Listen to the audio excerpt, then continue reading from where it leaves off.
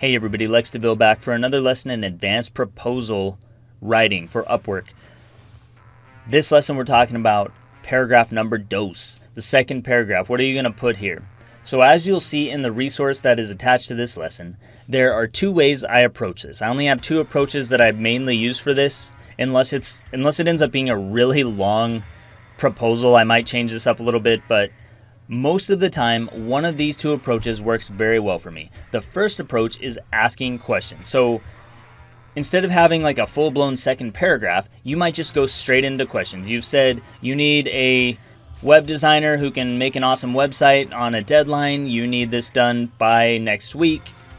That's your first paragraph. Now your second paragraph is, to make this happen, I've got a couple questions for you. And it's just like one sentence like that. So I put one sentence. Or to make sure we're a match, I've got a couple questions, or just here's a couple questions to help me understand your needs. Any of those lines could work. And then you go down and you have 3 bullet point questions. My questions are going to be something like, what is the product you actually sell? Or what voice and style are you looking for? Or who are your customers? What kind of people do you work with? Or how do I make this a great experience for you? How can I make sure that we have a good time working together? So any of these could be clarity questions about their business or just about working together. But the idea here is to ask them something that they're going to want to respond to. And by asking these questions, you are going to show them that you're someone who A, cares about their business, and B, knows what questions to ask. So your questions might be a little bit different depending on what skill you offer. If you're an app developer, you might ask them what kind of app they're developing. What is the purpose of your app? What is it intended to do? Is there any specific platform that you want to build on? Do you want this to be a Java app, a Python app, a Ruby on Rails app? I mean, does that matter? They might not have thought about this yet. Maybe they don't even know. So you, just by asking that simple question, show your expertise in a very simple way. You're demonstrating your expertise very succinctly because they realize, I don't know what kind of app, I don't know what kind of platform it should be built on. And then that makes them want to ask you, what do you recommend? What kind of platform would you recommend building on? Which positions you as what? As the expert. Because if you're advising them on what platform to use, then you are in the expert position. That makes you an authority. That makes them want to work with you because it proves to them that you're someone who can theoretically help them with what they need to get done. So questions can be really powerful. Ask open-ended questions. That means your questions should not have a yes or no response to them. You should ask something like, what kind of people do you work with? Or what kind of people do you sell to?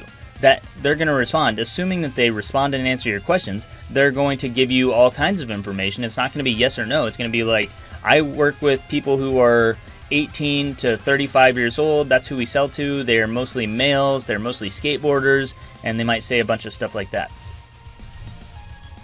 What platform do you need this built on? If they know, they might know. If they don't know, they'll say, I don't know. But, it's just, these are clarity questions. They're usually open-ended to get them responding to you or to get them to want to respond to you. Now, a lot of times clients won't respond to my questions. I'll put 3 questions down there and they won't respond to these, but they'll respond to my proposal. So they see that I'm someone who's willing to ask questions, and then they just want to know more about me because I ask those questions, but they don't even respond to them. It's not a big deal. The questions are there more to create a sense of value in their eyes because I'm asking things that they haven't really thought about or that they just are compelled to respond to. How many questions should you ask? I think the appropriate amount is 2 to 3. Usually I go for 3 questions. The first 2 questions are going to be something that adds value or at least tries to help them get clarity. So who do you sell to and what do you sell? That might be 2 questions I ask. And then the third question is going to be about working together. So how can I make this a great experience for you? That's to kind of get them thinking about working with me and what would have to happen for this to be a good experience for the client. You can use 2 questions. You can use 3 questions. I would not use 1 question because I feel like that's too few and it's weird if you put 1 question as a bullet point. Anytime you have bullet points, your mind automatically thinks that there should be more than 1 bullet point. So that kind of looks weird. More than 3 questions, I wouldn't do that. I would not use more than 3 because it feels overwhelming to the client. It feels like you're interrogating them. It feels like, I don't know, you're being invasive and it's just overwhelming. So 3 questions max. I would not go over that. Let's talk about the other thing I do. So second paragraph, sometimes I don't use questions.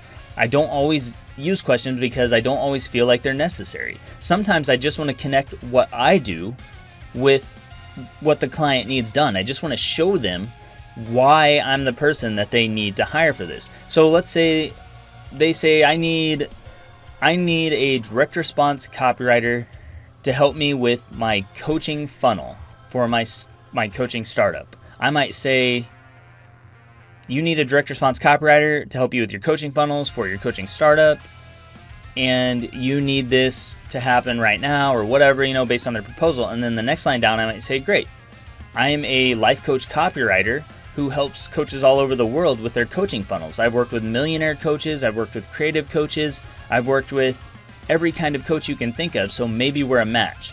That's where, notice what I'm doing here. I'm just showing that I've worked in that industry, I'm valuable to that industry, I've worked with top level people in that industry, and what am I really doing here? I'm creating credibility. So the first paragraph is all about you focus. The second paragraph, if you're not using questions, you can actually talk about yourself a little bit here. It's okay, as long as you're connecting it with what the client needs. So you have to make that direct connection somehow. And what you also have to do is establish credibility so that you establish authority. So by me saying that I've worked with a lot of coaches in this industry, I've worked with millionaire coaches, I've worked with coaches at every level, now I'm saying I'm an authority. I'm somebody coaches turn to for this kind of writing. They turn to me because, why? Because I'm an expert. I'm not saying I'm an expert, I'm just saying who I work with. But I'm creating credibility around my name just by saying that I work with millionaire coaches, and this coach who needs help with coaching sees that what I do is directly related to what they need done. So it's connected. By connecting those two things, I set myself up as an authority, and then they want to know more. So I can say, great, I am a life coach copywriter. I'm a direct response copywriter for high ticket coaches. I've helped millionaire coaches all over the world. So maybe we're a match, or so we might be a fit, or so maybe we should talk. Something like that. It's just to kind of plant that idea in their mind that maybe we're a good fit for each other. You're not saying you are. You're not making any promises here. You're not talking about your education and experience, but you can. So let's talk about that part for a minute. All of this is building up credibility, right? What I'm connecting with their needs is credibility. Let's say they need coaching funnels. They need coaching email funnels. So we already have established that they need coaching email funnels, but I don't have any experience in the coaching niche. How else can I show credibility? I can use other things that I've done that would make me credible. I've built email funnels that generated $10,000 in sales overnight. So I'm not saying coaching funnels, but I'm saying email funnels. It's still related. It still connects. Or if, let's say they need social media marketing. Maybe it's a completely different industry. Well, maybe you've written social media posts that went viral. Maybe they got 1,000 likes, or maybe they got 1,000 comments, or maybe they got 10,000 shares. These are different examples of credibility. If you need examples of credibility, go back to the credibility unit, the credibility lecture, and review those. But that's what you can put in your second paragraph. So you can use questions and just say, here's some questions to help make sure we're a match. Question 1, question 2, question 3.